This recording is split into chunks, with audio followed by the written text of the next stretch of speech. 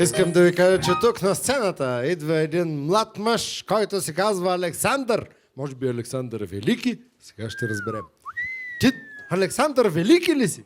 Да. Ха-ха, така си и знаех. На колко си години? 6,5. Хубаво. Откъде си? От София. Жив е той, жив е, там на Балкана, потънал в кърви, лежи пъшка. Юнак с дълбока на гърди рана, юнак в младост и сила мъжка. На една страна захвърлял пушка, на друга сабя, на две струшена. Очите мнеят, глава се люшка, уста проклинат, цяла вселена. Лежи юнакът на небето, слънцето спряло, сърдито пече. Жатварка пее, не иде в полето, а кръвта още по-силно тече. Жътвай сега, пейте рубините, стъжни песни. Грей ти, слънце, над тази тропска земя, ще да загине и той юнак, но млъкни сърце. Този, който падне в бой за свобода, той не умира. Него жалеят земя и небо, звяри природа и певци песни за него пеят.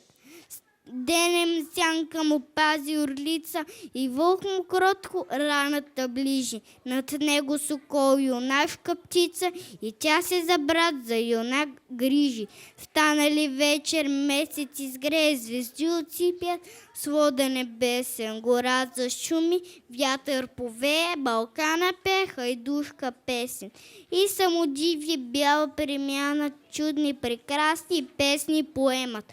Тихо нагазят трева зелена, при юнака да дойдат да седнат. Една му с билки раната върже, втора пръсне го с вода студена, трета цуне го по уста бърше и той я гледа мила засмена.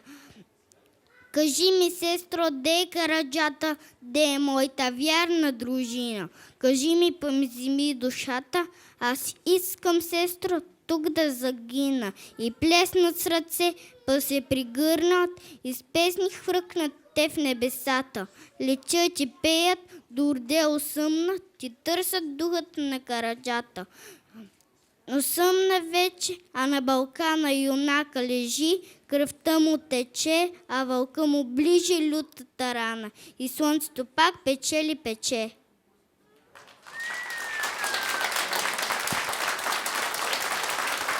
Какъв ще станеш ти като пораснеш голям? Да, рис. Можеш да свириш на китара сега, можеш ли? Да. Защо не си донеси китарата да свириш нещо? Айде другия път. На колко си години? На 6,5. Значи на следващото предаване идваш с китарата. Разполагаме само с Добре. акордеон. Не Съжалявам. ни върши работа. Пожелавам ти да станеш най-добрият китарист на света и да обиколиш целия свят. Красива усмивка в камерите напред. Аплодисменти.